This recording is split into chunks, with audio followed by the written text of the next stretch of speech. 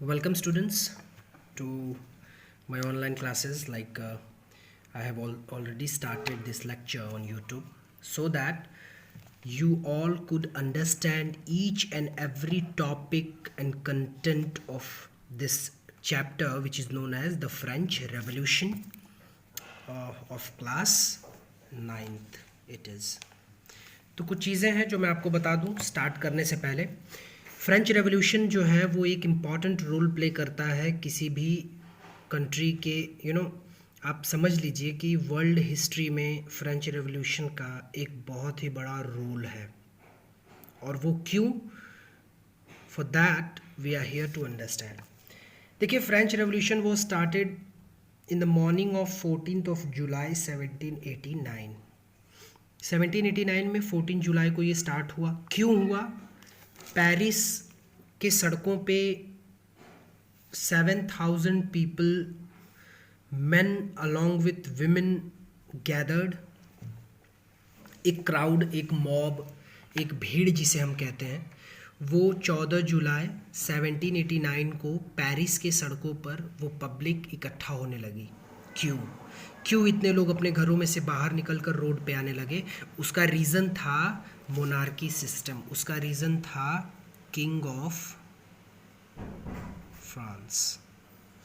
Because of him, king of France, people were coming out on the roads to protest करने के लिए वो road पे आ रहे थे। अब देखिए, एक र्यूमर फैला, र्यूमर जिसे आप कहते हैं, you can understand here the rumours मतलब एक अफवाह फैली कि किंग जो है वो अपने आर्मी को भेजकर लोगों को मरवाएगा, लोगों को नुकसान पहुंचाएगा। हालांकि ये ऐसा बिल्कुल भी नहीं था। The people got people came under the consideration of underestimating, like they could not realise the reality, और वो भड़क उठे आर्मी को देखकर। उन्हें लगा कि आर्मी उन्हें मारने आ रही है और उन लोगों ने ये रिवॉल्यूशन किया। 7,000 लोग इकट्ठा हुए और पेरिस के सड़कों पर लोग निकल गए। अब देखिए, फाइनली जो ये बात हुई कि 700 people March towards the eastern part of the city and storm the fortress prison the Bastille. अब देखिए, ये बेस्टाइल क्या है, बहुत ही इंपॉर्टेंट है ये जो बेस्टाइल है ये एक फोर्ट था। किसका? किंग का, किंग ऑफ फ्रांस का। अभी देखिए, किंग ऑफ फ्रांस है कौन? इसका नाम है लुइस 16। बहुत ही क्लियर होना चाहिए आपको। किंग ऑफ फ्रांस का नाम है लुइस 16। ये लुइस 16 जो है ये किंग है फ्रांस का, और ये 20 ईयर्स के एज में ये किंग बना। 1774 में ये किंग बना फ्रांस का। We are talking about 1789। तो ये क्यों ऐसा हुआ? क्यों इस तरह से लोग जो है वो सड़क पर उतर आए? क्या रीज़न था? क्यों लोग जाकर बेस्टाइल फोर्ट, जो कि किंग का किला था, उसको लोग क्यों जाकर वहाँ पे क्यों जाके अटैक किया लोगों ने? We will get to understand, we will try to understand each and everything. People went across the Bastille, people went deep into the fort because they wanted some weapons. उनको हथियार चाहिए थे, पब्लिक को हथियार चाहिए आर्मी से लड़ने के लिए। और आर्मी से लड़ने के लिए दो ऑप्शंस हैं, या तो आप आर्मी को मार के उनके हथियार ले लीजिए, या किसी और जगह से आप जाइए, वेपन्स को कलेक्ट करिए। तो पीपल जो है straight away they went into the fort Bastilles, and वहाँ पर वो लोग गए और वहाँ पर उन लोगों ने लूट की। They looted all each and every weapons. और उसके अलावा वहाँ पे जो कैदी थे, जो कि पीजेंट्स थे, उनको रिलीज़ भी कर दिया। कितने कैदी थे, कितने पीजेंट्स थे? Only 7 prisoners were there in the fort। चलिए, ये तो एक चीज़ क्लियर हो गई। अब हम समझते हैं कि बेस्टाइल में जब इन लोगों ने अटैक किया तो क्या उन लोगों को वहाँ से कुछ वेपन्स मिले? Yes, they got the some weapons there, और डिस्ट्रक्शंस के लिए कॉमन पब्लिक तैयार हो गई।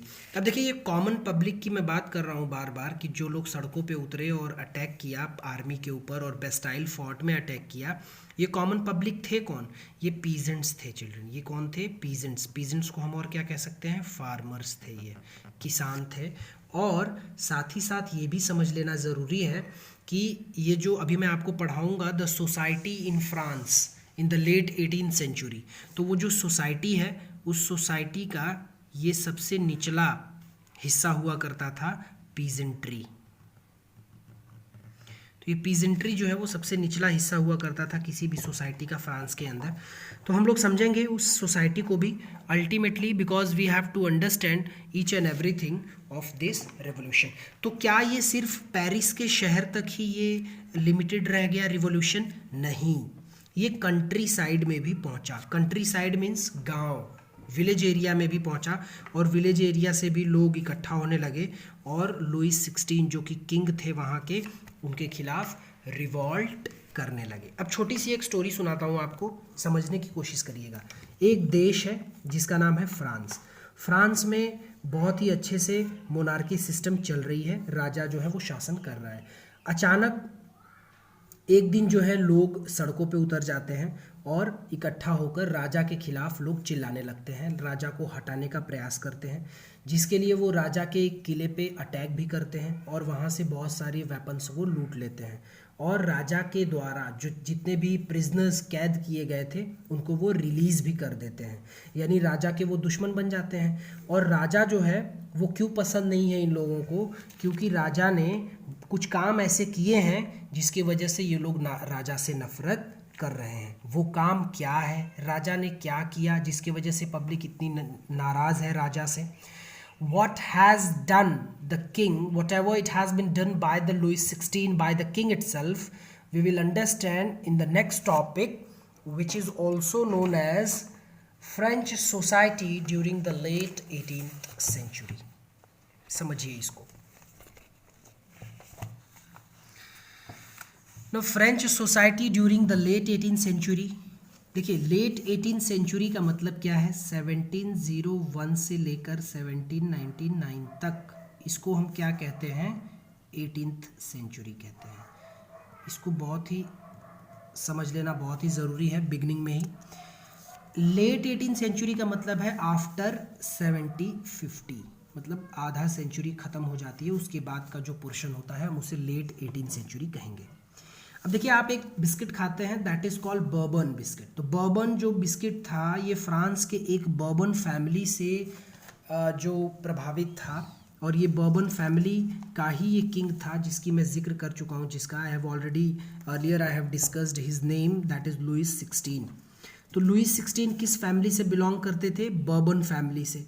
बर्बन फैमिली कहाँ की फैमिली थी? बहुत ही प्रोटेस्टेंट फैमिली थी, ये प्रिविलेज्ड फैमिली थी, फ्रांस की फैमिली थी।